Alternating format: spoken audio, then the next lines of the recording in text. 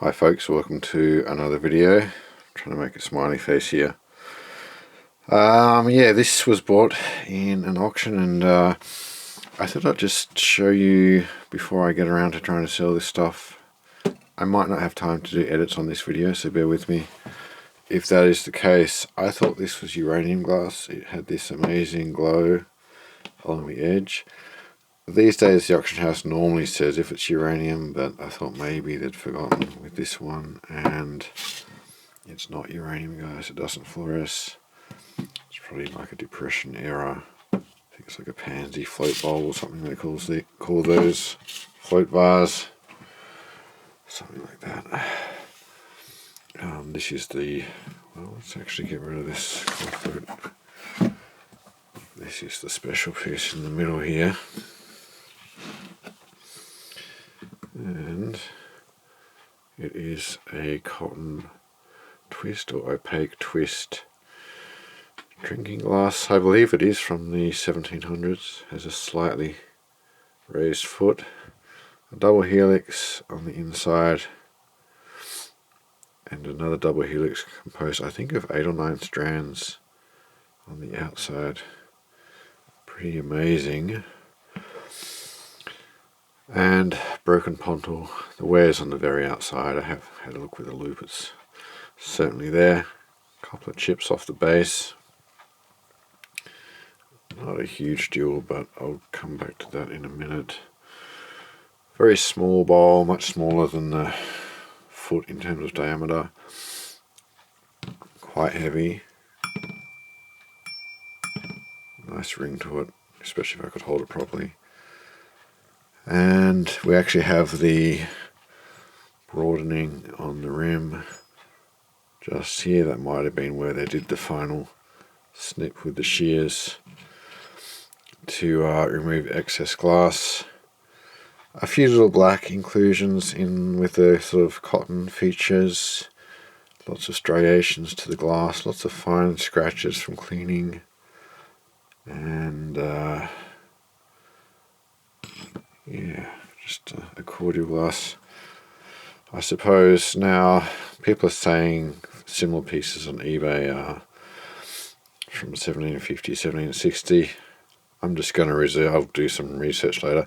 I don't actually have a lot of knowledge about this type of glass because I decided a while ago I wasn't going to research 18th century glass because you just don't find it here. But I do know the look, I suppose, of some of these pieces like this one. Anyway, that's why I bought the lot. I paid $90 for everything I'm showing you in this video, plus some other fairly worthless pieces. This is an interesting one. Let's get that core flute going on just the one side, and then we can go on the black or the white background. Kind of a Bristol green sort of colour, a bit towards the blue side perhaps. Very interesting stem. This is hexagonal, this is cut, and it's hollow with solid blobs above and below.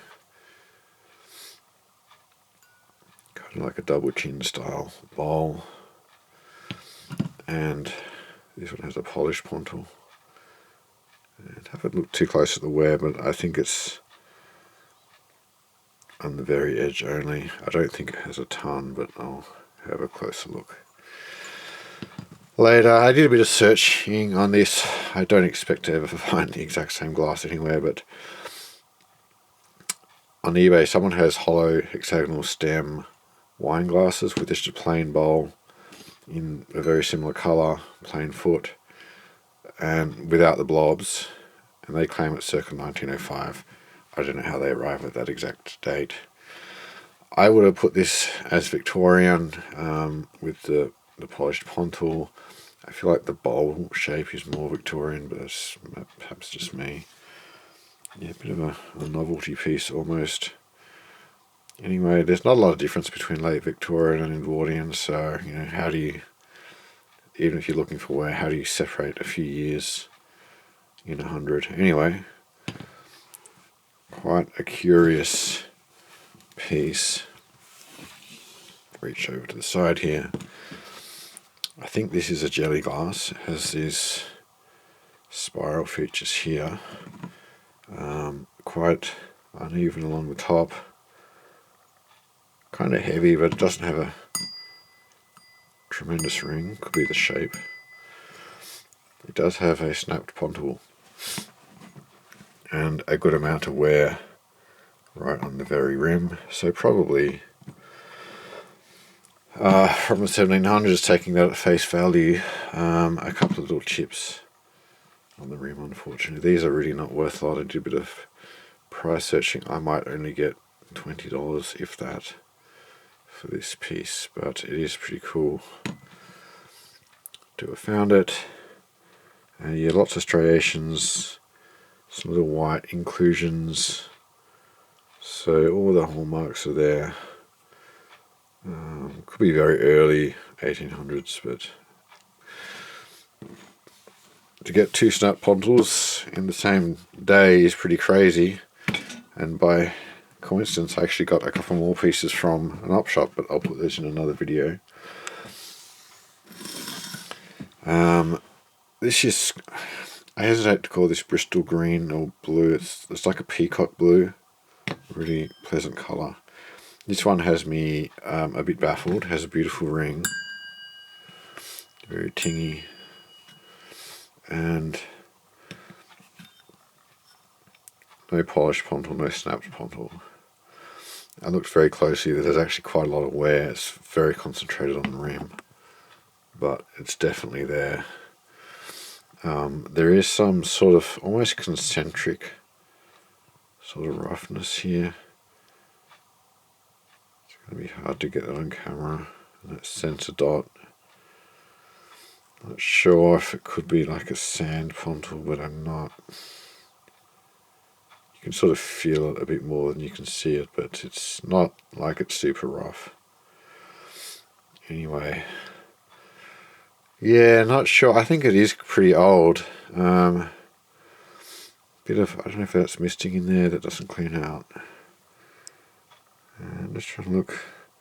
We do have some sort of striations. It does have this sort of almost panel molded shape to it. I've seen this shape of bowl described as a wine glass online.